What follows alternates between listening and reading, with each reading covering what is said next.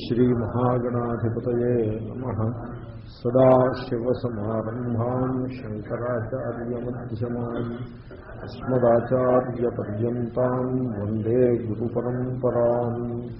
ॐ भद्रं कर्णेभिः शृणुयामदेवाः भद्रं पश्येमाक्षभिर्यजत्राः स्थिरैरङ्गैस्तुष्टुवागुंसस्तनूभिः यशेमदेवहितं यदायुः। स्वस्ति न इन्द्रो वृद्धश्रवाः स्वस्ति नः पूषा विश्ववेदाः स्वस्ति नस्ताक्षो अरिष्टनेमिः स्वस्ति नो बृहस्पतिर्दधातु। ॐ शान्तिः शान्तिः शान्तिः। आदावन्ते च यन्नास्ति वर्तमानेऽपि तत्तथा वितथैः सदृशाः सन्तः अवितथा इव लक्षिताः। ఒక అద్భుతమైన సూత్రము, యూనివర్సల్ లా, విశ్వజనీనమైన మొత్తం జగత్తుకంతకి వర్తించేటువంటి ఒక నియమం.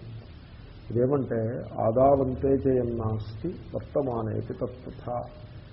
ఆదియందు లేదు, అంతమునందు లేదు, వర్తమానంలో ఉందని అనిపిస్తుంది. ఉందని అనుకుంటారు జనం. వర్తమానంలో ఉంది, ఆదియందు అంతమునందు లేకున్నా వర్తమానంలో ఉంది అని అనుకుంటారు, మధ్యలో ఉంది. అలా ఉంది అని అనుకోవడం అది అజ్ఞానం చేత అలా అనుకోవడమే, కానీ వర్తమానంలో కూడా అది లేదు.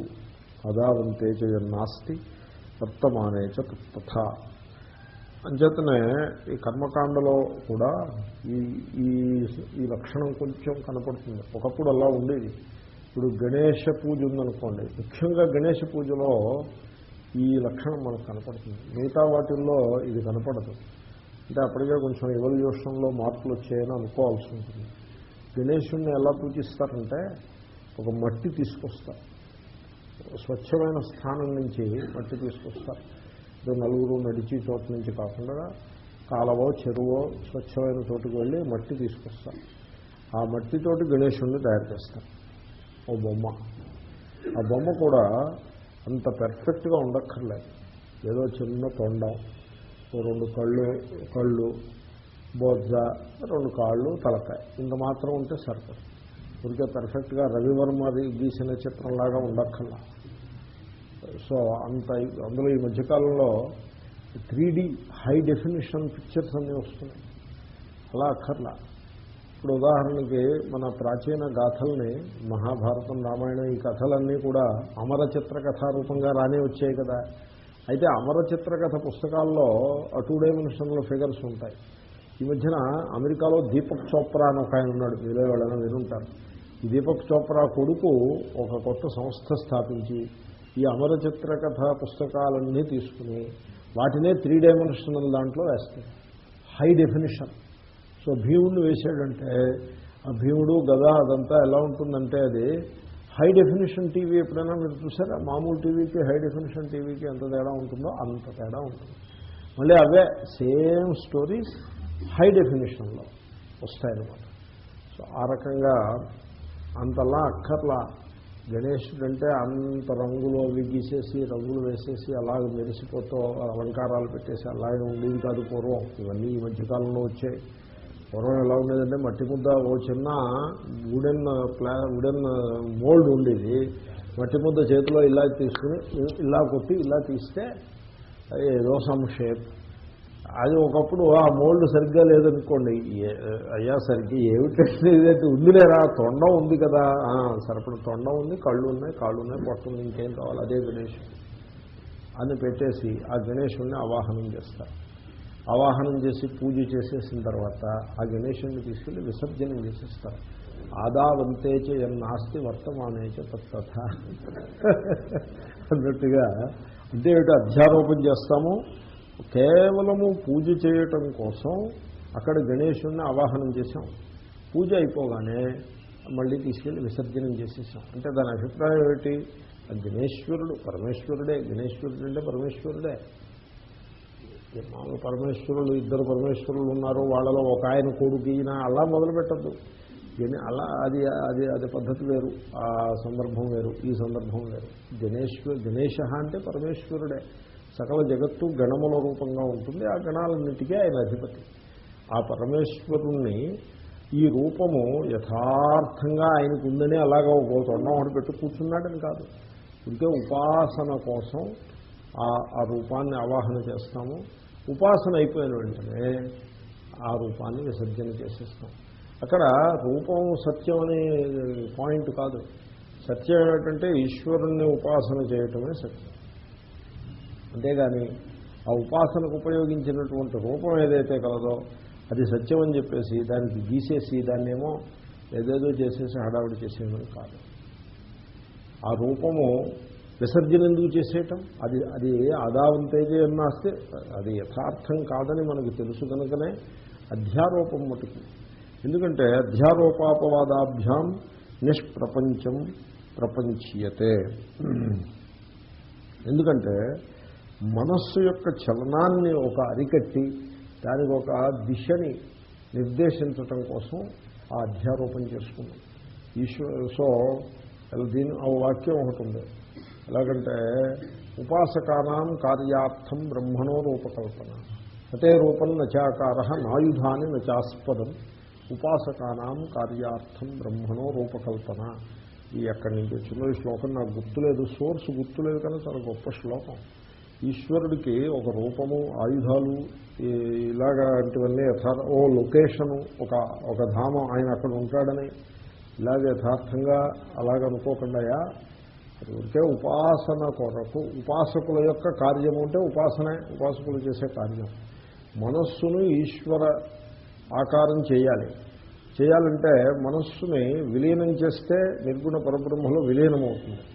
విలీనం చేయటం చేత కాకపోతే దానికి ఒక పని పురమాయించాలి అని అనుకుంటే లౌకిక విషయాల మీద మనస్సు సంకల్ప వికల్పాలు చేస్తూ కూర్చోవడం కంటే చక్కగా ఒక ఈశ్వర రూపాన్ని ఒకదాన్ని భావన చేసి ఇది ఈశ్వరుడు అనే మనస్సుకి రూపం పట్టుకుంటుంది. అందుకు అది పట్టుకోగలుగుతుంది, ఒక ఆలంబనం కింద ఉంటుంది. అందుకోసం రూపాన్ని చెప్పారు. అంతేగాని యథార్థంగా ఈశ్వరుడు అదే రూపంలో అక్కడెక్కడో కూర్చుని ఉంటాడు అని మాత్రం మీరు అనుకోండి. కాబట్టి ఆదావంతేజీ నాస్తి అనే ప్రిన్సిపుల్ మీకు కర్మకాండలో ఒక్క పిసరంత ఒక చిన్న స్థానంలో కనపడుతుంది. సో అధ్యారోపాపవాదాభ్యాం నిష్ప్రపంచం ప్రపంచీయతే. నిష్ప్రపంచం బ్రహ్మ, పరబ్రహ్మ, అది పరబ్రహ్మ యందు వెరైటీ ఏమి ఉండదు. నిష్ప్రపంచం వెరైటీ. ఇప్పుడు మీరు రూపము అంటే వెరైటీ వచ్చిందో చూడండి, రంగు, రూపము, శబ్దము ఇలాంటివన్నీ వెరైటీలు వచ్చాయి చూడండి. ఆ వెరైటీ, ఆ వైవిధ్యము ఏమీ ఉండదు పరమేశ్వరుని. సో వైవిధ్యం లేని పరమేశ్వరుని యందు, నిర్గుణ పరబ్రహ్మ యందు, దేశకాల వస్తు పరిచ్ఛేదరహిత నిర్గుణ నిష్కల నిరంజన పరబ్రహ్మ యందు మీరు వీటిని ఆరోపిస్తారు, యథోచితంగా సందర్భానుసారంగా ఆరోపిస్తారు. సో అధ్యారోపణ చేస్తారు. అధ్యారోపణ చేసిన దాన్ని అపవాదం కూడా చేసేయాలి. ఆ సందర్భాన్ని కోసం సూపర్ ఇంపోజ్ చేసి సందర్భం అయిపోయిన వెంటనే అపవాదం కూడా చేసేయాలి. అంచేతనే విఘ్నేశ్వరుణ్ణి విసర్జన చేస్తారు. ఈ విషయం చాలామంది గమనించారు. మీరు ఇది చాలా వేదాంతపరమైనటువంటి అవగాహన. విఘ్నేశ్వరుడికి ఒక్కడికే ఉంది విసర్జన. ఈ ప్రిన్సిపుల్ని దుర్గాదేవికి కూడా కలకత్తాలో పెట్టి, అసలు ప్రిన్సిపుల్ చాలా గొప్ప ప్రిన్సిపుల్.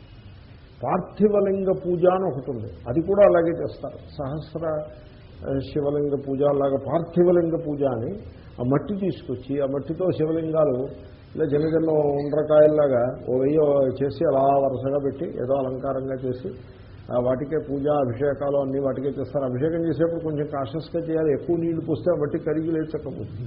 అంచేత కాషస్గా ఏదో చేసి అంతా అయిపోయిన తర్వాత ఈ మట్టి తీసుకెళ్ళి మళ్ళీ ఏ చీరలోనో కలిపేస్తాకొస్తాం. ఇలాగంటిది ఉంది. దాని అభిప్రాయం ఏంటంటే శివుడు అంటే ఆ లింగాకారంగా ఉంటాడనే ఉంటే ఉపాసన కోసం పెట్టాను తప్పిస్తే అది యథార్థంగా అది తీసుకోవద్దు అని. అలాగే భస్మం పెట్టుకుంటారు సన్యాసులు.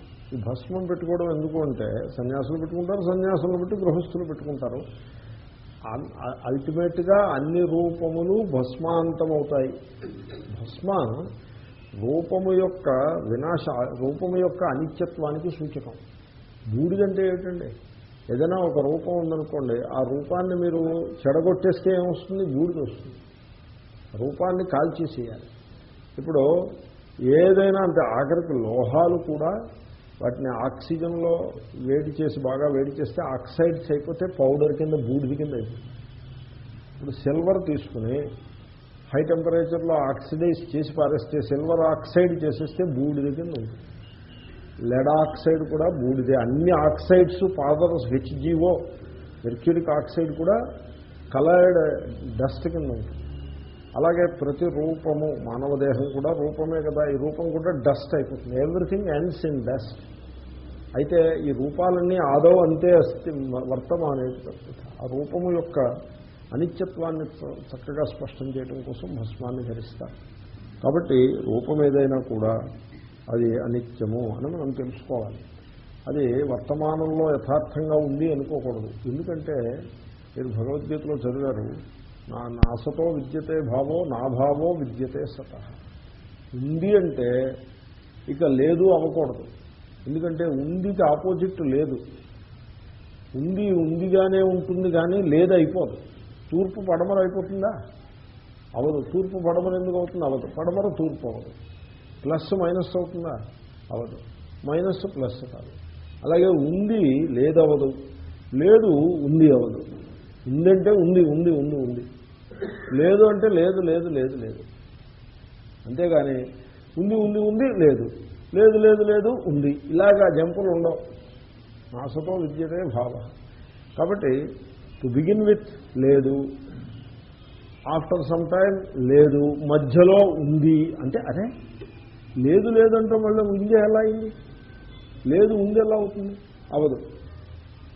కాబట్టి వర్తమానంలో కూడా లేదు. మరి కనపడుతోందని అదే మరి సమస్య. కనపడుతోంది కాబట్టే ఉందని మీరంటారు, కనపడుతోంది కాబట్టే లేదని నేనంటాను. సూర్యుడికి ఉదయం అస్తమయాలు లేవు. అయ్యో అదేమిటండి మీరు చూపిస్తానంటే ఉదయం చూపిస్తానంటే కనపడుతుంది, అంచేతనే లేదు. కనపడుతుంది కాబట్టే లేదు. ఇక్కడ కూర్చుంటే కనపడుతుంది ఉదయాస్తమయాలు. నార్త్ పోల్కో సౌత్ పోల్కో వెళ్ళారనుకోండి, ఉదయాస్తమయాలు కనపడవు. Mid night sun. 6 months చీకటే ఉంటుంది, 6 months పొగలే ఉంటుంది. మిడ్ నైట్, అది మిడ్ నైట్ సన్ ఎత్తిమీ తిరుగుతూ ఉంటాడు. ఉదయం ఉండదు, అస్తమయం ఉండదు. కాబట్టి కనబడుతోంది కాబట్టి ఉంది అంటే ఇంకొకటి కనపడుతుంది. కనుక ఆదావంతే నాస్తి వర్తమానేచ తత్తథ. అదేవిధంగా ఆత్మస్వరూపమునందు దుఃఖం ఉంది.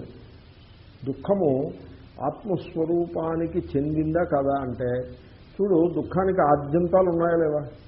ఉన్నాయి. ఆద్యంతాలు ఉన్నాయి. దుఃఖం బిగిన్ అవుతుంది, ఎండ్ అవుతుంది. మధ్యలో ఉందని వీడు అనుకుంటాడు, మధ్యలో ఉన్నట్టు అనిపిస్తుంది. అంచేతనే ఈ దుఃఖం ఉన్నది చూసారా, అది ఎలా ఉంటుందంటే, మీరు దుఃఖం బిగిన్ అవుతుంది. ఇప్పుడు నేను ఏదో పారేసుకున్నాను, ఏదో విలువైన వస్తువు పారేసుకున్నాను ఆ సంగతి గుర్తించగానే ఏదో లాస్, సెన్స్ ఆఫ్ లాస్, ఒక సూక్ష్మ రూపంగా ఒక దుఃఖం ఉంటుంది. దుఃఖం అంటే కళ్ళమ్మ నీళ్ళు పెట్టేసుకుని ఏడ్చేయటమే కాదు, సూక్ష్మ రూపంగా ఒక ఫీలింగ్, సెన్స్ ఆఫ్ లాస్, పోగొట్టుకున్న ఫీలింగ్ ఉంటుంది. అది అలా అప్పుడు అది ఎప్పుడుంది? పోయింది అని గుర్తించినప్పుడు ప్రారంభమైంది. అంతకుముందు లేదుగా, ప్రారంభమైంది. ఈ ప్రారంభంతో పోయిందని అనుకుంటూ ఈ లోపల క్లాస్ టైం అయింది, పుస్తకం తీసుకొచ్చి కూర్చున్నాను. ఏమవుతుంది? ఆ ఫీలింగ్ పోయింది. ఏమన్నా మళ్ళీ క్లాస్ అయిపోయి రూమ్లో కూర్చుని ఒంటరిగా ఉన్నప్పుడు గుర్తొస్తే మళ్ళీ వస్తుంది. అంటే అర్థం ఏంటండి? దీన్ని బట్టి మనకి ఏమనిపిస్తుందంటే, అది వచ్చిపోతూ ఉంటుంది. వచ్చినప్పుడు ఉందని, పోయినప్పుడు లేదని అలాగేదో పిచ్చిగా మనం క్యాల్కులేషన్ పెట్టుకుంటాం. అది ఉందని మీరు అనుకున్నప్పుడు కూడా లేదు. మరి ఉందని అనుకున్నప్పుడు లేదు అంటే మరి ఉన్నట్టు అనుభవానికి వస్తుంది కదా. అంటే ఉందని అనుకోబట్టే ఉన్నట్టు అనుభవానికి వస్తుంది. మీరు వివేకాన్ని ప్రదర్శించి ఏమిటిది ఇందాక 6 నిమిషం క్రితం లేదు, ఇప్పుడు వచ్చి కూర్చుంది ఈ దుఃఖము, ఇలా ఎందుకయింది, ఈ దుఃఖం యథార్థమేనా అని దాన్ని, ఆ దుఃఖాన్ని ఒక్కసారి కళ్ళు మూసుకుని మనస్సుని, దుఃఖంతో నిండిన మనస్సుని పరిశీలన పెడితే అసలు ఏమిటి దుఃఖం, 5 నిమిషాల క్రితం లేని దుఃఖం ఇప్పుడు హఠాత్తుగా వచ్చి నా హృదయాన్ని ఇలా పీడిస్తోంది ఎందుకు, అసలు ఈ పీడకు అర్థం ఏమిటి అని ఇలాగ మీరు దాన్ని పరిశీలనకు పెట్టారనుకోండి, పోతుంది. ఉండదు. పోతుందంటే వెంటనే చేత్తో తీసి అవతల పారేసినట్టు పోవడానికి కొంచెం టైం పడుతుంది. ఎందుకంటే దుఃఖిస్తూ బతకడానికి అలవాటు పడి ఉంటాం మనం. అయిన వాటికి కాని వాటికి దుఃఖిస్తూ బతకడానికి అలవాటు పడి ఉంటాం. ఆ అలవాటు ప్రకారం ఉంటుంది తప్ప యథార్థంగా ఉండదు. చీకట్లో కూర్చోడానికి అలవాటు పడ్డవాడు ఒక్కసారిగా వెలుతురులోకి రమ్మంటే వాడికి కష్టం అవుతుంది. అలాగే మనం బెంగతోటి దుఃఖంతో ఏదో ఒకదానికి దుఃఖిస్తూ బతకడం అలవాటు. పెళ్లి కాకముందు పెళ్లి కాలేదని దుఃఖం, పెళ్ళి అయిన తర్వాత పెళ్ళి అయినా అల్లుడు సరిగ్గా చెప్పిన వాడు వింటలేదని దుఃఖం, లేకపోతే పిల్లాడు కలగలేదని దుఃఖం, పిల్లాడు కలిగిన తర్వాత వాడు చూడడానికి బాగానే ఉన్నాడు కదా అంటే ఏదో లోపం ఉందని దుఃఖం, వాడు ఇంకా బోర్లా పడలేదని దుఃఖం, తీరా బోర్లా పడ్డాక నడవలేదని దుఃఖం, తీరా నడిచిన తర్వాత పరిగెత్తలేదని దుఃఖం, తీరా పరిగెడుతుంటే వాడు ఇంకా చదువు రాలేదని దుఃఖం, చదువు వస్తే ఇంకా పెద్ద చదువు రాలేదని దుఃఖం, పెద్ద చదువు వస్తే ఉద్యోగం రాలేదని దుఃఖం, ఉద్యోగం వస్తే ఇంకా పెద్ద ఉద్యోగం రాలేదని దుఃఖం, ఏదో దుఃఖానికి అలవాటు పడి ఉంటాడు. అందుకోసం వీడికి దుఃఖం ఉంది తప్ప అసలు ఈ దుఃఖం ఏమిటి అని ప్రశ్న వేసుకుని సాక్షి రూపంగా చూస్తే ఆ క్షణంలోనే పోయింది. అది ఆదావంతేజ ఎన్నాస్తి వర్తమానేది తత్తథ. దుఃఖానికి అలవాటు పడి దుఃఖం సత్యం అనే భ్రమలో ఉండడం చేత దుఃఖం. భయం కూడా అంతే, భయం కూడా అంతే. అలా భయపడుతూ ఉంటాడు. ఏమిట్రా భయపడుతున్నావు అంటే భయం వేస్తుంది అంటాడు. దేనికిరా భయం అంటే ఏదో చెప్తాడు కారణం. అది భయపడాల్సిన విషయం కాదురా నాయన. ఇంట్లో వాళ్ళు ఎవరో భయపడరు, వాడు ఒక్కడే భయపడుతూ ఉంటాడు. కానీ ఇంట్లో వాళ్ళు ఎవరో భయపడరు, వాడు ఒక్కడే భయపడుతూ ఉంటాడు. అంటే ఆ భయం యథార్థం ఉంటుందా కాదంటారా? వాడు కూడా నిరంతరంగా భయపడ్డాం. ఓసారి భయపడతాడు, ఇంకోసారి భయం ఉంటుంది. కాబట్టి ఆత్మస్వరూపమునందు లేని దుఃఖాన్ని, అలాగే బయట నుంచి వచ్చిపోయే సుఖాన్ని, వచ్చిపోయే సుఖ దుఃఖాన్ని ఆరోపించి వీడు నేను సుఖిని దుఃఖిని అనుకోవడం తప్పిస్తే వాస్తవంగా లేవు. అలాగే పుణ్యపాపాలు కూడా అంటాయి. ఈ మాట మీరు వెళ్ళి ఎక్కడైనా వాళ్ళు పుణ్య స్నానాలు చేస్తుంటే అక్కడ చెప్పకండి. కానీ ఎందుకంటే వాళ్ళు ఏదో పుణ్యాన్ని నాకు వస్తుందని వాళ్ళు స్నానం చేస్తుంటే ఈ మాట పట్టుకుని అక్కడికి వెళ్తే మొత్తం అంతా రంగాన్ని జడగొట్టిన వాడు అవుతాడు. అలా చెప్పకూడదు. ఆ పాఠంలోనే చెప్పాలి. ఆ పాఠం చదువుకోవడానికి వచ్చిన వాడికే చెప్పాలి. కాబట్టి లేకపోతే నా బుద్ధిభేదం జనయేత్ అజ్ఞానాం కర్మ సంగీతం. నేను పుష్కర స్నానానికి వెళ్ళా, అక్కడికి నిజామాబాద్ దగ్గరికి వెళ్తే నాకు అనిపించింది ఏమిటిది ఆత్మస్వరూపానికి అపవిత్రతను తెలియ, ఆత్మ నిత్యశుద్ధం కదా. ఈ స్నానం వల్ల మనం దేన్ని పవిత్రం చేయాలని అనుకుంటున్నాము? దేహాన్ని పవిత్రం చేయడం. దేహాన్ని స్నానం వల్ల పవిత్రం చేయాలంటే అక్కడ హైదరాబాద్లో బాత్రూంలోనే చేయొచ్చు సబ్బు పెట్టి. ఈ మురికి నీటిలో ఎందుకు చేయడం? మనస్సుకి పవిత్రత చేయాలనుకుంటున్నాం. మనస్సుకి పవిత్రత అవుతుందా? అది అసలు మనస్సు నేను కానే కాదు కదా. మనస్సుకి పవిత్రత ఏమిటి? మనస్సు పవిత్రమో అపవిత్రమో కూడా. శుద్ధమైన ఆలోచన వస్తే శుద్ధి, శుద్ధం కాని ఆలోచన వస్తే అశుద్ధి. ఓవర్. మనస్సు నేను కానే కాదు, దీనికేమిటి పవిత్రత, దేనికి పవిత్రత అని అనిపించింది. ఆత్మనిష్టలో ఉండాల్సిన నాకు ఈ పవిత్ర స్నానం, ఈ పుణ్యస్నానం దేనికోసం? కానీ వద్దు, మాట్లాడద్దు, వెళ్ళి ముక్కు మూసుకుని వెళ్ళి స్నానం చేసి అందరినీ ఆశీర్వదించి go along with the flow. కాబట్టి ఆత్మయందు పుణ్యపాపములు కూడా వాస్తవంగా ఉండవు, అవి అధ్యారూపితం. కాబట్టి ఆదావంతేచ యన్నాస్తి వర్తమానేచ తత్తథ. నిన్న ఒక చర్చ ఒకటి మొదలుపెట్టాను. చాలా ప్రధానమైన చర్చ నా అభిప్రాయం. నేను అనుకుంటే ఏమైంది, మీరు అనుకోవాలి కదా. ఇప్పుడు చీరలమ్మేవాడు ఇంత అందమైన చీరదే కానీ ఇంకొకటి లేదని వాడు అనుకుంటే ఉపయోగం ఏంటి? కొనివాళ్ళు అనుకోవాలి కదా. ఇది అందమైన చీరని కొనివాళ్ళు అనుకుంటే వాడు అనుకుంటే సరిపడదు, కొనివాళ్ళు కూడా అనుకో. సో ఆ చర్చ ఏంటంటే, సాధారణంగా ప్రతి వాళ్ళు అడిగే ప్రశ్న, చాలామంది అడుగుతారు, ఏమంటే జాగ్రత్త స్వప్నము ఒకటే, సర్వసమత్వాన్ని మీరు చెప్పేశారు, స్వప్న జాగ్రత్త స్థానే ఏకమాహుర్ మనీషిణ, ఒకటే అని మీరు అనేశారు కదా, ఒకటే ఎలా అవుతాయి, తేడా ఉంది కదా అనే ప్రశ్న అడుగుతూ ఉంటారు. సో అంచేతనే నేను నిన్న మీకు ఆ స్ట్రక్చర్ చెప్పాను, ఇంకొకసారి గుర్తు చేస్తున్నాను. జాగ్రత్త అవస్థ, విశ్వ, తర్వాత స్థూలభుక్, బహిష్ప్రజ్ఞ, స్థూలభుక్. ఓకే, మీరు విశ్వ బహిష్ప్రజ్ఞ గుర్తుపెట్టుకోండి. స్వప్నావస్థకు వస్తే తైజస అంతఃప్రజ్ఞ. ఇది తేడా. జాగ్రత్తకి స్వప్నానికి అదే తేడా కదా. కాబట్టి మీరు ఏ అంశంలో జాగ్రత్త స్వప్నం ఒకటి ఎలా అవుతాయండి, తేడా అంటే ఆ అంశంలో ఆ తేడాని మీరు పట్టించాలి. ఆ అంశం నుంచి తేడా నిగ్గు తేలాలి. జాగ్రత్తలో బహిష్ప్రజ్ఞ, స్వప్నంలో అంతఃప్రజ్ఞ. బహిష్ప్రజ్ఞ అంటే ఏమిటి? బాహ్య విషయము, ఇంద్రియము, మనస్సు కలిసి అనుభవం కలిగితే బహిష్ప్రజ్ఞ. బాహ్య విషయం ఉండదు, ఇంద్రియం ఉండదు, కేవలం మనస్సుని బట్టే అనుభవం కలిగితే అంతఃప్రజ్ఞ. ఏమండి ఇంతవరకు అర్థమైందా? ఇప్పుడు ఘటాన్ని చూసి, కంటితో ఘటాన్ని చూసి ఘట జ్ఞానం కలిగితే దాన్ని ఏమంటారు? ఆ ఘట జ్ఞానాన్ని ఏమంటారు? బహిష్ప్రజ్ఞ అంటారు. కళ్ళు మూసుకుని ఘటం లేదే ఏం లేదు, వీడు కలగన్నాడండి, కలలో ఘటాన్ని చూశాడు, ఘట జ్ఞానం కలిగింది కదా. ఆ ఘట జ్ఞానం బహిష్ప్రజ్ఞ అంటారా, అంతఃప్రజ్ఞ అంటారా? అంతఃప్రజ్ఞ.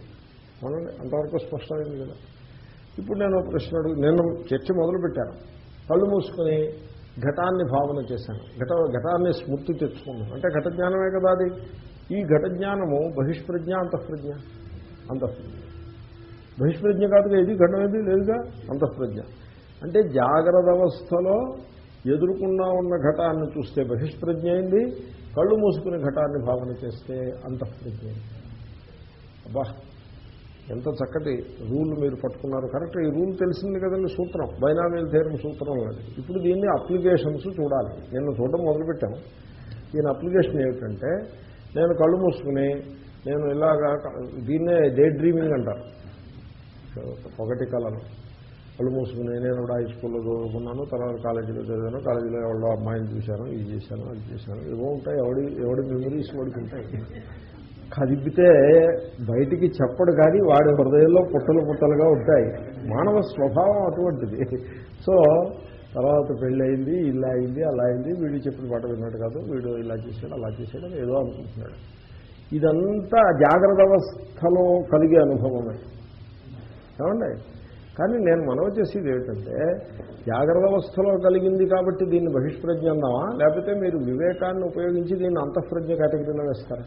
అంతఃప్రజ్ఞ కేటగిరీలో వేయాలి. ఏమండి, వీడేమో జాతకుడి దగ్గర కూర్చుని ఉన్నాడు. జాతకుడు అంటే జ్యోతిషం చెప్పి ఆయన దగ్గర. తర్వాత మొన్న చిలక జ్యోతిషం ఆయన టీవీలో ఇంటర్వ్యూ ఇచ్చాడు. చిలక జ్యోతిషం ఆయన ఆ చిలకని చూపించాడు. ఆ చిలక ఉంది. ఈ చిలక రామచిలకని సీతాదేవి పెంచిందండి, దాని సీతాచిలక రామచిలక అని ఆ రకంగా పేరు వచ్చింది. మిగతా పక్షులకి కాదు ఇది, దీని మీద ఒక దైవీ అంశం ఉన్నది అని అతను చాలా చాలా అసందర్భంగా చెప్పిన దాన్ని నేను మరి అలా చెప్పలేను కదా. ఆ చెప్పిన దాన్ని నేను చెప్పడం దగ్గర వచ్చాడు. కొంచెం తర్కశాస్త్రం అది చదువుకున్న వాళ్ళం కనుక దాని పద్ధతిలో చెప్తున్నాను. సో ఆ చిలక చెప్పింది సత్యం అవుతుంది. శాస్త్రంలో కూడా చిలక శాస్త్రం ఉంది. సీతాదేవి చిలక జోస్యం చెప్పించుకుంది, రాముడితో పెళ్ళవుతుందా అవుదా అనే డౌట్ వచ్చినప్పుడు ఆవిడకి పెద్ద డౌట్ వస్తే చిలక జోస్యం చెప్పించుకుందా అని ఇలాగేదో చెప్తున్నాడు. సో మాకు మరే పని చేత కాదు, మేము మరే పని చేయము, ఇది నేను మా తాత ముత్తాతల నుంచి వస్తుంది, నేను ఇదే పని, నేను దీని మీదనే నా జీవితాధారము అని ఏమంటాడంటే, ప్రభుత్వం వాళ్ళు మాకు ఉచిత గృహాలను నిర్మాణం రాజీవ్ గృహకల్పకం ఇస్తే మేము చాలా సంతోషిస్తాం అని అంటాడు. ఎక్కడి నుంచి ఎక్కడికి వచ్చాడో చూడండి. నాకు అప్పుడు కూడా అనిపిస్తుంది, నేను మాత్రం ఎందుకు ఏమి తీసిపోయానంటే, నాకు కూడా రాజీవ్ గృహకల్పలో కొంప ఒకటి వాళ్ళు కూడా నాకు కూడా ఇస్తే అప్లికేషన్ పెడితే బాగుండేమో అనిపించింది. కట్టకపోవడం తెలుగు తక్కువ నిజంగా. సో అరగ్గా చెప్పుకొస్తున్నాడు అతని ముందు ఒకడు కూర్చున్నాడు. అలాగే జాతకుడు ఇలా ఉండడు, ఇంత అమాయకంగా ఉండడు, పుస్తకాలు వేసుకుని ఉంటాడు. ఆ పుస్తకాలు మీకు చూపించడు, వాడి పేర్లు కూడా చెప్పడు, అవి ఎక్కడదాయో కూడా చెప్పడు. లేకపోతే తాటాకు పెట్టుకుంటాడు, తాటాకు నాడీ గ్రంథం అని తాటాకులు పెట్టుకుంటాడు. ఇలాంటివి ఏమో పెట్టుకుంటాడు. ఏదో కొంత గుడికి బారెడు దూరంలో కొన్ని కరెక్ట్గా చెప్తాడు, జరిగినవన్నీ కొన్ని కరెక్ట్గా చెప్తాడు. చెప్పేప్పటికీ వీడికి కొంత దాని మీద బాగా గట్టి విశ్వాసం కలుగుతుంది. వాడికి క్లైర్వాయన్స్ అనో ఏదో అంటారు, ఎదరవాడి మనస్సులో ఉండే సత్యాన్ని దర్శించే శక్తి వాడికి మనం ఉందని నిర్ధారణ చేసేద్దాం. ఉంది, మరి జన విజ్ఞాన వేదికలాగా అలాంటివి ఏం లేవని అంత అక్కర్లేదు, ఉంది, అగ్రీడ్ ఉంది. ఇప్పుడు వాడి ముందు నేను కూర్చున్నాను. ఏమంటే రాబోయే 5 సంవత్సరాల్లో ఇలా అమెరికా యాత్రకి దానికి వెళ్తున్నాను, మా ఆర్థిక పరిస్థితి ఎలా ఉంటుంది, ప్రయాణాలు అవన్నీ సుఖంగా నడుస్తాయా, శిష్యులు వాళ్ళు బాగా వస్తారా రారా అని నాకుండే ఇంటి కోసం నాకుంటాయి. వీటి గురించి ఆయన అడుగుతున్నాను. ఆయన అడుగుతుంటే ఆయన చెప్తున్నాడు మీకు మంచిగా వస్తారు, మీకు మంచి, కానీ ఒక స్థాయిలో వచ్చి ఆగిపోతారు, ఆ తర్వాత ఏదో ఆయన తెలివితేటలుగా చెప్పుకొస్తున్నాడు. ఇప్పుడు మేమిద్దరము జాగ్రత్త అవస్థలో ఉన్న బహిష్ప్రజ్ఞులమా లేక స్వప్నావస్థలో ఉన్న అంతఃప్రజ్ఞులమా మీరు చెప్పండి. అంతఃప్రజ్ఞులు. వాడు అంతఃప్రజ్ఞే, నేను అంతఃప్రజ్ఞే. 2009 ఇప్పుడు 2009 కదా, ఆ 16వ తారీఖు జనవరి 16వ తారీఖు గురించి వాడికి అక్కర్లేదు, నాకు అక్కర్లేదు. ప్రజెంట్ మూమెంట్ అతనికి వద్దు, నాకు వద్దు. తర్వాత రేపేమవుతుందో అతను చెప్పడం, నేను అడగడం. జాతకం చెప్పే వాళ్ళు ఉన్నారు, రేపేమవుతుందో చెప్పడం, ఇంకో అరగంటలో ఏమవుతుందో చెప్పడం, కనీసం 6 మాసాల తర్వాత ఏమవుతుందో చెప్తాడు. అలాగే మంచి గ్యాప్ పెట్టుకుని కుషన్ పెట్టుకుని మరీ చెప్తాడు. 6 మాసాలు రేపేమవుతుందో ఎవడో చెప్పడం. ఇంతమంది జాతకులు ఉన్నారు, రామలింగరాజు గారికి ఎవరైనా ఒకటి చెప్పాలి, ఏమన్నా రేపు ప్రమాదం అని ఎవరైనా చెప్పారా ఆయనకి చెప్పలేదు, కంచి కామకోటి పీఠాధిపతికి చెప్పలేదు, ఎవరికి చెప్పలేదు.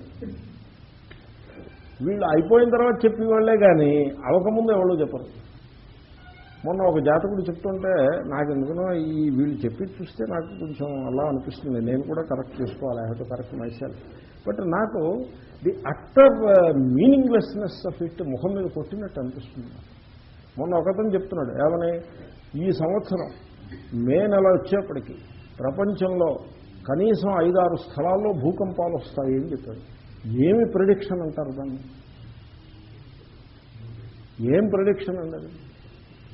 జియాలజీ వాళ్ళని మీరు జియాలజిస్ట్ని అడిగితే వాళ్ళు ఈ ఫాల్ట్ లైన్స్ ఉన్నాయి, కాలిఫోర్నియన్ ఫాల్ట్ లైన్ ఉంది, Pacific fault line, Atlantic fault line, అవి మూవ్ అవుతున్నాయి, అవి constantly they are moving and టక్కర్ అవుతూ ఉన్నది, తప్పనిసరిగా ఈ పాయింట్స్లో భూకంపాలు వచ్చే అవకాశం ఉందని వాడు చెప్తాడు. వాడు చెప్పిన దానికి ఈయన చెప్పిన దానికి it makes no sense what's. ఎందుకు పనికిరాని ప్రెడిక్షన్స్ ఏవో చేస్తూ ఉంటారు. వాట్ ఎవర్ ఈ ప్రెడిక్షన్ సైన్స్ అంతా కూడా దీన్ని జాగ్రత్త అవస్థలో ఉన్నా దాన్ని అంతని కూడా అంతఃప్రజ్ఞ కేటగిరీలో పారేయాలి. మీరు ఒప్పుకుంటారా ఒప్పుకోరా? ఓకే, చాలా ముఖ్యం ఇది. కాబట్టి ఇది ఒకటి మనం సెటిల్ చేసాం. ఇప్పుడు నేను ఒక మాట అడుగుతాను. నేను ఒక వ్యక్తిని చూశాను, చూసి వీడు నా కొడుకు అన్నాను. ఏమండి, కన్నుతో చూశాను కదా, చూడబడిన విషయము దృశ్యము కన్ను చూచింది. సో మనస్సుతోటి నేను జ్ఞానం కలిగింది, పుత్రజ్ఞానం కలిగింది. ఈ పుత్రజ్ఞానంలో కన్ను దేనిని చూసిందంటారు? ఒక 2 కాళ్ళు ఉన్న ఒక మానవ ఆకారాన్ని చూసిందా, లేకపోతే కొడుకుని చూసిందా? కన్ను మానవ ఆకారాన్ని చూసింది. బయట 2 కాళ్ళున్న మానవాకారం ఉందా, కొడుకున్నాడా? మానవాకారం ఉంది. ఎందుకంటే వీడు కొడుకు అన్నాడు కానీ ఊళ్ళో వాళ్ళందరూ కొడుకు అంటారు కదా, చూసిన వాడు అల్లా కొడుకు అంటారు కదా, వీడు ఒక్కడే అంటాడు కదా. కాబట్టి కానీ అందరూ మానవుడని అంటారు. కాబట్టి బయట ఉన్నది మానవాకారమా కొడుక? మానవాకారం. వీడు నా కొడుకు అన్నప్పుడు అది బహిష్ప్రజ్ఞ అవుతుందా, అంతఃప్రజ్ఞ అవుతుందా? ఏమైంది, మీ జాగ్రత్త అవస్థ ఏమైనా మిగిలిందా, పోయిందా అవతలకి? ఇంకా జాగ్రత్త అవస్థ అంతా కూడా మిథ్యండి, అది దాంట్లో ఏమీ సత్యం లేదు, కలది. మీరు కొడుకు అన్నారంటే కలది, స్వప్నం, దాంట్లో ఇంత సత్యమే ఉంది. ఆయన అంటారు చూడండి, అంటే మహాత్ములు దర్శించి చెప్పిన మాట, వితథై సదృశా సంతః అవి తథా ఇవ లక్షితా. అవి స్వప్నంలో మీరు చూసిన కొడుకు అది వితథము, సచ్నెస్ లేదు, తథాత్మం లేదు, మిథ్యా, అన్రియల్. స్వప్నంలో చూసిన కొడుకు అన్రియల్. జాగ్రత్తలో చూసిన కొడుకు వాడు అంతఃప్రజ్ఞ కొడుకు అవుతాడా, బహిష్ప్రజ్ఞ కొడుకు అవుతాడా? మీరేమంటున్నారు? వాడు బహిష్ప్రజ్ఞ కాబట్టి రియల్ అని మీరు అంటున్నారు. వాడు బహిష్ప్రజ్ఞ ఎందుకు అయ్యాడు? హీఈస్ నెవర్ ఎవర్ బహిష్ప్రజ్ఞ, హీఈస్ ఎంటైర్లీ అంతఃప్రజ్ఞ ఉంది. కాబట్టి మానవీయ సంబంధాలు ఎన్నైతే ఉన్నాయో అవన్నీ కూడా అంతఃప్రజ్ఞలో పడిపోతాయి. అంచేతనే మహాత్ములు ఏమంటారంటే, అయం మమ పుత్ర అన్నప్పుడు వాడు విశ్వడు కాదు, వాడు తైజస్సుడు.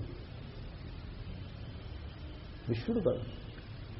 ఎందుకంటే విశ్వుడు ఎప్పుడవుతాడంటే బాహ్య విషయము, ఇంద్రియము, మనస్సు ఏకరూపంగా ఉండి ఏ జ్ఞానం కలుగుతుందో అప్పుడు విశ్వుడు అవుతాడు. ఈ అయం మమ పుత్ర అనే జ్ఞానము అది బాహ్య విషయంతో సంబంధం లేదు, ఇంద్రియ జ్ఞానంతో సంబంధం లేదు, కేవలము మనస్సు యొక్క సూపర్ ఇంపోజిషన్. అంటే ఆ సీక్వెన్స్ ఎలా జరిగిందో మీరు గమనించండి. కన్ను బాహ్యంలో ఒక మానవాకారం ఉంటుంది, ఆ మానవాకారం మీద పడ్డ సూర్యకాంతి కంటి మీద పడుతుంది. కన్ను ఒక ఆప్టికల్ సెన్సేషన్ని క్రియేట్ చేస్తుంది. కన్ను చేసి తనది కళ్ళజోడు ఏ పని చేస్తుందో కన్ను అదే పని చేస్తుంది. కళ్ళజోడుకి కన్నుకి ఏమీ తేడా లేదు. కళ్ళజోడు లార్సన్ అండ్ మేయోవాడు తయారు చేశాడు, కన్ను ఆ సృష్టికర్త తయారు చేశాడు. ఇంకే అంతకు మించి ఏమీ తేడా. అంచేతనే కన్ను కూడా లెన్సే, అది కూడా లెన్సే. ఆప్టికల్ సెన్సేషన్ క్రియేట్ చేస్తుంది. బ్రెయిన్లో ఆ రూపజ్ఞానం కలుగుతుంది. ఆ రూపజ్ఞానానికి మనస్సు జోడించినటువంటి విశేషణం పేరే మమ పుత్ర. ఏమండి? కాబట్టి అయం మమ పుత్ర అనేటువంటి జ్ఞానంలో ఆ పుత్రత్వం ఎక్కడి నుంచి వచ్చింది? మనస్సులోంచి వచ్చింది. బయట నుంచి లోపలికి రాలేదు, లోపల నుంచి బయటకు వచ్చింది. బయట నుంచి లోపలికి వస్తే దాన్ని బహిష్ప్రజ్ఞ అనొచ్చు. లోపల నుంచి బయటకు వచ్చిన దాన్ని బహిష్ప్రజ్ఞ అంటారా, అంతఃప్రజ్ఞ అంటారా? అంతఃప్రజ్ఞ అనాలి. ఎప్పుడైతే దాని అంతఃప్రజ్ఞాన్ని మీరు గుర్తించారో వెంటనే ఈ సంసారము, భార్య, భర్త, కొడుకు, కూతురు, వీళ్ళని వాళ్ళ సుఖ దుఃఖాలు మన సుఖ దుఃఖాలు అనుకోవడం, వాటితోటి సతమతమవుతూ ఉండడం. అంటే నేను ఏ పని చేయొద్దని, వాళ్ళకి చేయాల్సిన హెల్ప్ చేయొద్దని నేను అనడం అన్నాను. వాళ్ళకి చేయాల్సిన హెల్ప్ చేసేస్తాం. I'm not contesting that point. నేను జ్ఞానాన్ని గురించి మాట్లాడుతున్నాను తప్పిస్తే క్రియ గురించి మాట్లాడుతున్నాను. క్రియ మీకంటే ముందు నేనే చేసేస్తా. పాఠం చెప్తున్నా నా వల్ల అవ్వాల్సింది ఏదైనా ఉంటే నేను పెండింగ్లో పెట్టను. నాకు పెండింగ్లో ఉంటే నిద్ర పట్టదు. నిద్ర పడుతుందనుకోండి, పెండింగ్లో పెట్టను నేను. అది ఆ సంచిలో పారేసి ఎట్ ది నియరెస్ట్ పాయింట్ అది ఫినిష్ చేసి వదిలేయటం, తర్వాత మరిచిపోవటం. అది అయితే ఆ పని పూర్తయితే దాని ఫలాన్ని పరమేశ్వరుడు ఇస్తే స్వీకరిస్తాను, లేకపోతే that is the end of it. Forget about it, leave it alone. అంతేగాని నా తరఫు నుంచి పెండింగ్లో పెట్టను. కాబట్టి నాకు ఎలా ఉంటుందంటే ఆటో ఎక్కగానే చూడవా 45 రూపాయలు అవుతుంది, ఇప్పుడు ముందే తీసేసుకో అని ఇచ్చేద్దామని కూడా అనిపిస్తుంది. అలా అనిపిస్తుంది. ఎందుకంటే పెండింగ్లో ఉండడం ఏది ఇష్టం ఉండదు మన తరఫు నుంచి. సరే వాడు అర్థం చేసుకోలేడని, ప్రాక్టికల్గా ఉండదు, ఏదో పిచ్చోడు అనుకుంటాడని దాంట్లో కూర్చుని అలా వెయిట్ చేస్తా తప్పిస్తే నా తరఫు నుంచి ఇవ్వాల్సింది ఏదైనా ఉంటే నేను వెంటనే ఇచ్చేస్తాను. ఇచ్చేసి చేతింపేసుకుంటాను. But that doesn't mean that all the మానసికమైన కల్పనంతా సత్యమని అనుకోవడానికి వీర్లేదు. కాబట్టి పుత్ర, పుత్రి, భార్య, భర్త ఎన్ని మానవీయ సంబంధాలు అయితే ఉన్నాయో అవన్నీ కూడా మానవ మస్తిష్కం చేత కల్పితములు, అంతఃప్రజ్ఞ అవుతాయి తప్పిస్తే బహిష్ప్రజ్ఞ కావు. అంచేతనే ఈశ్వరుడు మానవుల్ని సృష్టిస్తాడు, పశువుల్ని, పక్షుల్ని సృష్టించినట్టుగానే మానవుల్ని కూడా సృష్టిస్తాడు. అంతవరకు ఈశ్వరుడు సృష్టిస్తాడు. ఆ ఈశ్వరుడు వచ్చి పేర్లు అవి వాడు పెట్టడం, ఆ పేర్లు అవి మనం పెట్టుకుని ఆ నామధేయంతో, ఆ ఆసక్తితోటి మనం సతమతమవుతూ ఉంటాం. కాబట్టి ఈ మానవీయ సంబంధాలు ఎన్నైతే ఉన్నాయో అన్నీ కూడా కళ, డ్రీమ్, స్వప్నం మాత్రమే. తర్వాత చూడండి, జాగ్రత్త అవస్థలో ఇంకా ఏమైనా మిగిలిందా అసలు? మీకు ఓ పిసర్ మిగిలి ఉంటుంది. మీరు గమనిస్తున్నారా? జాగ్రత్త అవస్థను అంతనే స్వప్నం అనే బ్యాగ్లో పారేస్తున్నా తీసుకెళ్ళండి. నేను ఇంచుమించు అంతా వేసేస్తాను, ఇంకేం మిగలలేదు. నేను ఇంకొకటి పని చేసేస్తే అది కూడా ఇంకొకసారి మిగిలింది, అది కూడా స్వప్నం అనే బుట్టలో పారేయచ్చు. పారేసేస్తే స్వప్న జాగ్రత్త స్థానే ఏకమాహురు మనీషిణ అని ఢంకా బజాయించి చెప్పచ్చు. అది ఎలాగంటే ఇప్పుడు చూడండి, నేను ఇంతకుముందు చెప్పే ఉంటాను, అయినా మళ్ళీ గుర్తు చేస్తాను. నేనేం చేశానంటే ఒక ప్రాక్టికల్ ఎక్స్పెరిమెంట్ చేశాను.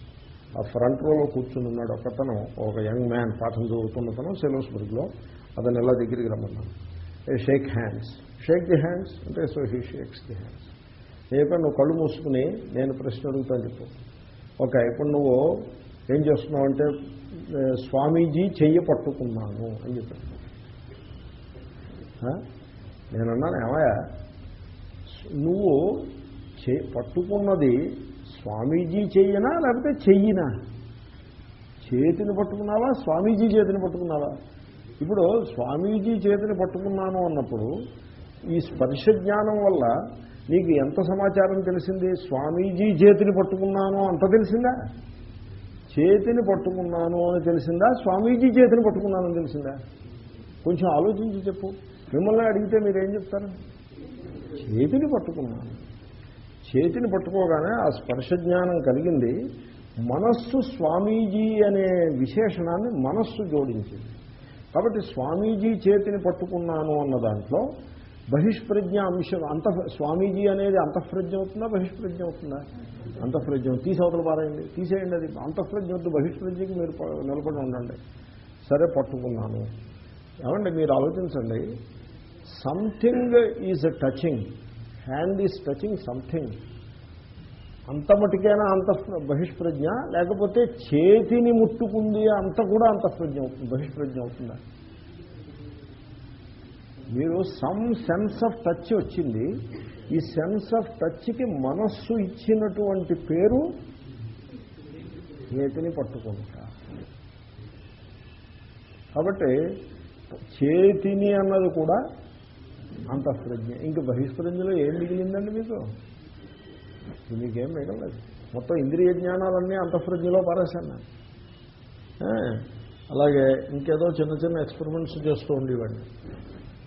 నాకు ఆ పువ్వు ఒకటి ఇవ్వండి, నారాయణని ఇవ్వండి, దాన్ని పాడు చేయకుండా ఇవ్వండి. అంతే. అది అమ్మాయ.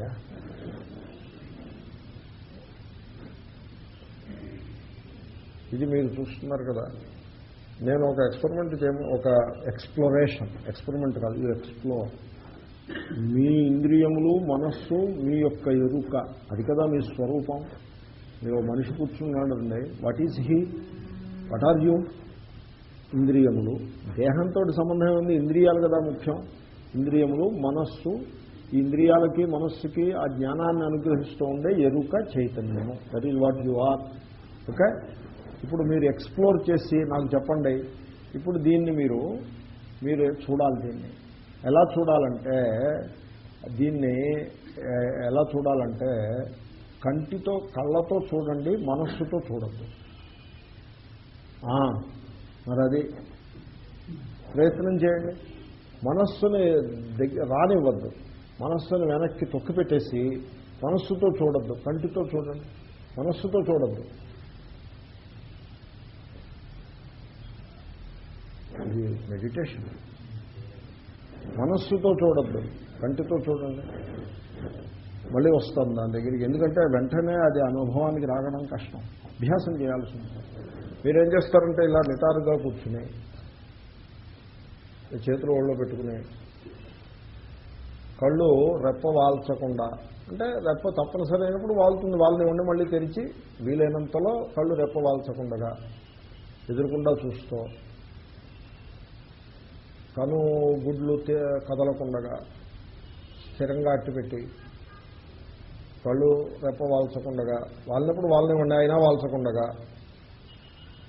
ఎదురుకుండా చూస్తూ, ఇప్పుడు బయట ఉన్నదాన్ని చూడడం మానేసి మనస్సు యొక్క ఫోకస్ని లోపల పెట్టండి. Focus the mind in the interior. Don't see what is out side.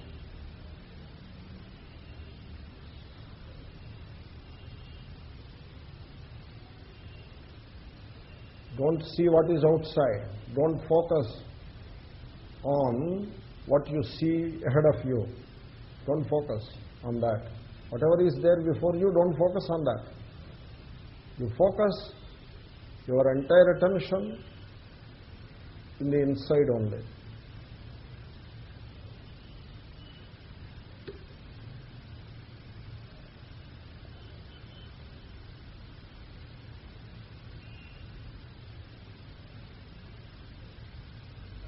మెల్లగా కళ్ళు 4-5 సార్లు మూసి తెరిచి మామూలుగా కూర్చోండి. ఇది ఇంటి దగ్గర అభ్యాసం చేయండి. దీనికి శాంభవి ముద్ర అని పేరు. ఇప్పుడు నేను చెప్పిన దానికి శాంభవి ముద్ర. శంభు శాంభవి ముద్ర స్త్రీలింగ శబ్దం కదా. శాంభవి ముద్ర. అంతర్లక్ష్యం బహిర్దృష్టి. నిమేషోన్మేషవర్జితం సైషా ప్రోక్త శాంభవీ ముద్ర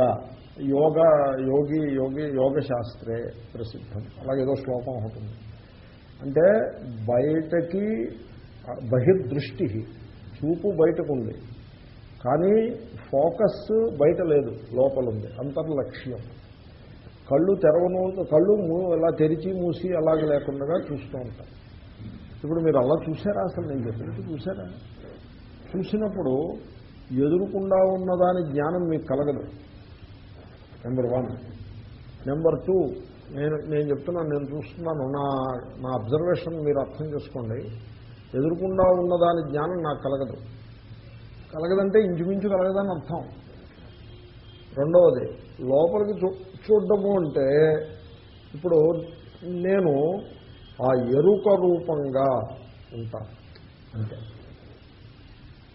నేనంటే మళ్ళీ నేను ఫలానా ఇవి ఇంకవే ఉండవు. నేను చుట్టూ మనం పెట్టుకున్నటువంటి డెసిగ్నేషన్స్ ఇవి అవి ఏముండవు. కేవలము that awareness, pure awareness of the being, ఆ ఉనికి స్వయంగా తెలుస్తూ ఉండే ఉనికి రూపంగా ఉంటాం. ఎలా ఉందండి ఆ ముద్ర? నేను చెప్పిన దాంతో మీరు అంగీకరిస్తారా? అంత మటుకు అంగీకరిస్తారా? దీన్ని ఎక్స్ప్లోర్ చేయండి కొంచెం. రోజు శాంభవి ముద్రను అభ్యాసం చేస్తే ఆత్మనిష్ట కుదురుతుంది. సో అది గొప్ప మెడిటేషన్. ఇప్పుడు కొంచెం మీకు అంటే మీ ఎరుకని మీరు పిక్చర్లోకి తీసుకొస్తున్నారు. ఎంతసేపు మనస్సు ఇంద్రియాలే కాదు, మనస్సుని ఇంద్రియాలని ప్రకాశింపజేస్తూ ఉండే ఆ ఎరుక, ఆ చైతన్యం, దాన్ని ఫోకస్లోకి తీసుకొచ్చే ప్రయత్నం ఇదంతా కూడా. ఇప్పుడు మనం జగత్తుని మనస్సుతో చూస్తాం. మనస్సు మనకి ఏది చూపిస్తే అదే సత్యం అనుకుంటాం. అలా కాదు. మీరు దీన్ని చూడండి, దీన్ని మనస్సు దరిదాపులకు, మనస్సుని వెనకకి హోల్డ్ బ్యాక్ చేసి చూడండి. మనస్సుతో చూడద్దు, కంటితో చూడండి, కళ్ళతో చూడండి అంతే, మనస్సుతో చూడండి. చూడండి, కొంచెంసేపు అభ్యాసం చేయండి.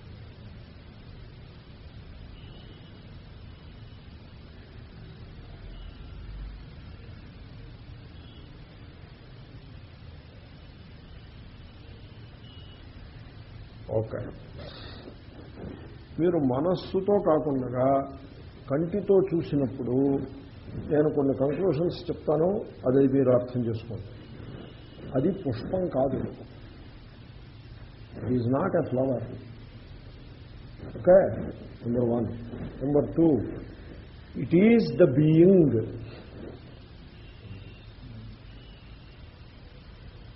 అది ఒక ఉనికి, existence.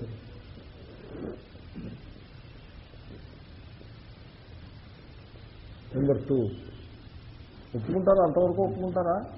Final and most important. ఇప్పుడు దాన్ని మనస్సుతోటి చూసి పువ్వు అన్నప్పుడు అది ఆబ్జెక్టు, నేను సబ్జెక్టు. ఏమండి? అది వేరు, నేను వేరు. అది దృశ్యం, నేను ద్రష్ట. రెండు భిన్న భిన్నాలు, డివిజన్. కానీ మనస్సు లేకుండా కేవలం కన్నుతో చూసినప్పుడు సబ్జెక్ట్ ఆబ్జెక్ట్ డివిజన్ ఉండదు. ఏమండి? ఆ డివిజన్ ఉండదు. తర్వాత అంతా ఒకే ఉనికి. ఆ ఉనికిలో ఈ ఉనికి, ఆ ఉనికే, నేను అనే ఉనికి కూడా అదే, ఒకే ఉనికి. ది కనెక్టెడ్నెస్ అనుభవానికి వస్తుంది. ఇంతవరకు ఒప్పుకుంటారని నేను చెప్పింది. ఇంకేముంది, మీరు పాఠం బాగా అర్థమైపోయినంత లెక్క.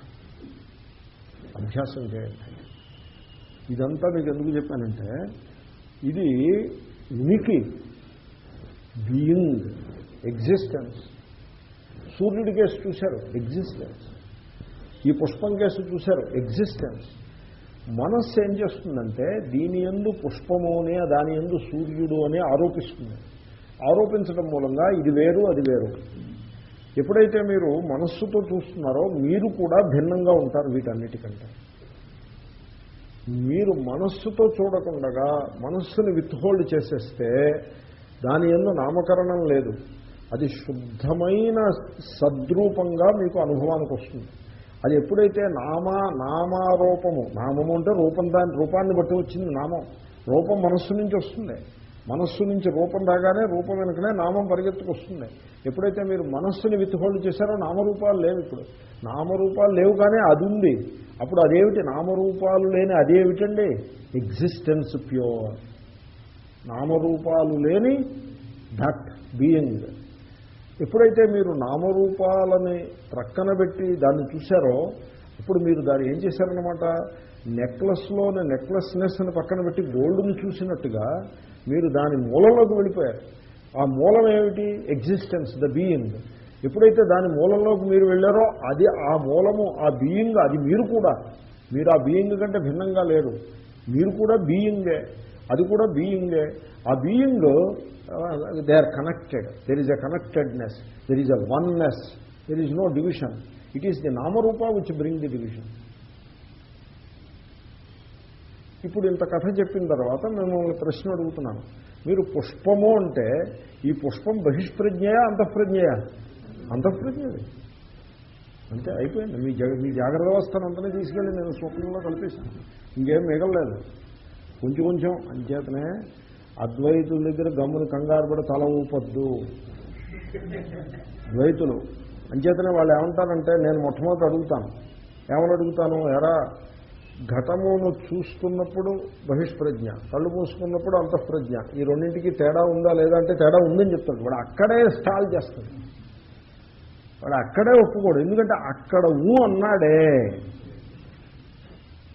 ఘటం నుంచి కొడుకు, కూతురు, భార్య, బిడ్డ వస్తుంది. ఆ పాపపుణ్యాలు వస్తాయి, సుఖ దుఃఖాలు వస్తాయి, ఆఖరికి నామరూపాలు వస్తాయి. అన్నీ పోయి వీడు ఏకం పాకం చేసేసి అంతా సదేకమేవ అద్వితీయం బ్రహ్మలో కూర్చోబెడతాడు. ఇంకేం మిగలదు. అందుకోసం నిన్న మీకు చెప్పాను, అక్కడ చూసిన కృష్ణుడికి మనస్సులో చూసిన కృష్ణుడికి తేడా ఉందనే అంటాడు వాడు. అక్కడ కనుక వాడు బెసిగి తేడా లేదా అన్నాడే పడిపోయాడు. ద్వైతం అంత తప్పు శాస్త్రం అదే కానీ ఇంకొకటి చాలా తప్పు శాస్త్రం. అది ఒక ప్రారంభానుసారంగా జనం పట్టుకుని వెళ్ళాడతారు. కానీ దీని ద్వైతం కోసం శాస్త్రం ఎందుకండి? మన అనుభవంలో ఉన్నదంతా ద్వైతమేగా, దానికో శాస్త్రం ఒకటి అవసరమైందా? కాబట్టి సో వితథై సదృశా సంతః, ఈ నామరూపాలన్నీ కూడా